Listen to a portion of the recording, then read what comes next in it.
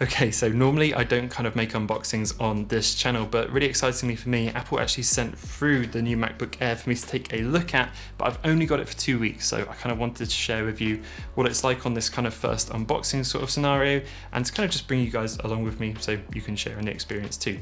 But anyway, I think we should get straight into it. So this is the MacBook Air standard model, so it's 256 gigabytes of storage, 8 gig of unified memory, and they've actually sent it through in space gray rather than the new midnight, which I'm kind of fine with. The midnight color seems to get a lot of fingerprints on it, so it'll be nice to, I guess, just not have that. But yeah, let's pull it open.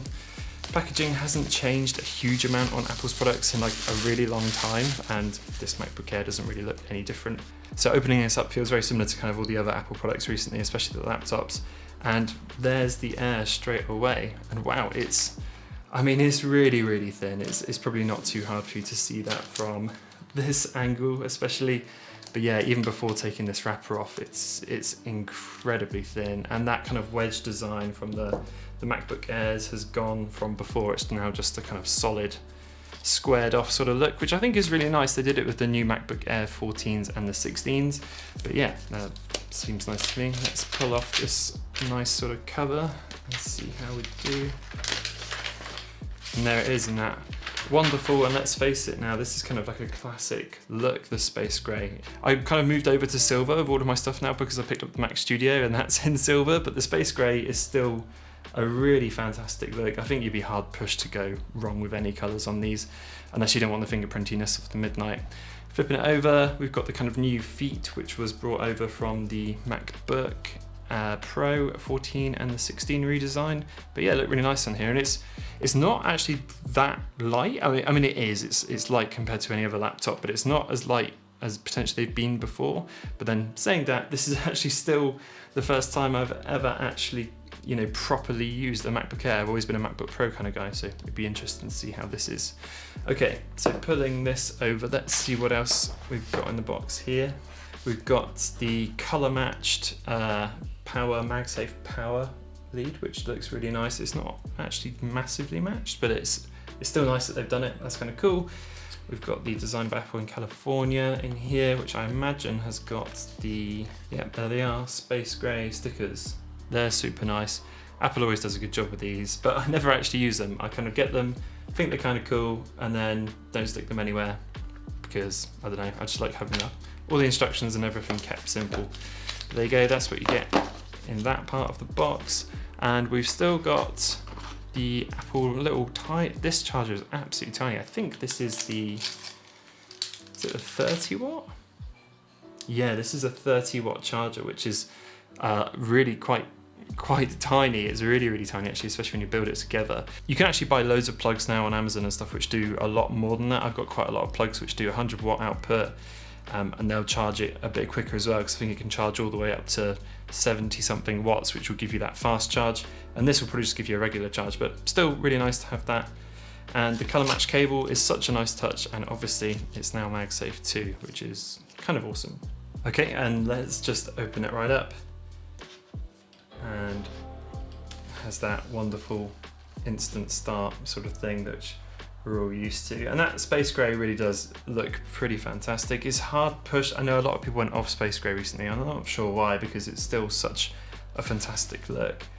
And there you go. There's the intro screen and everything else, which usually comes up with a Mac.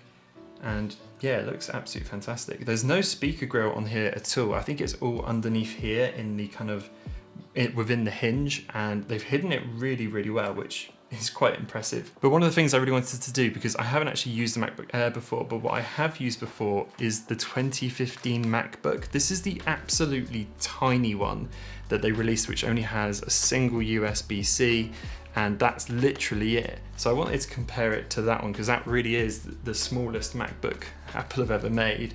But yeah, it's a little bit bigger, not much. This is actually surprisingly tiny still, but this one still is a lot smaller. And if you compare them kind of on the width side of things, you can probably see there that it's still a huge amount smaller than it has been. The old 2015 MacBook, it is a bit smaller, but not by a huge amount. And in terms of weight, the difference is actually quite minimal. This one's still relatively, I mean, it's light as anything, but it's not far off. That's actually a lot lighter than when I first thought about it. So that's it compared to the old one.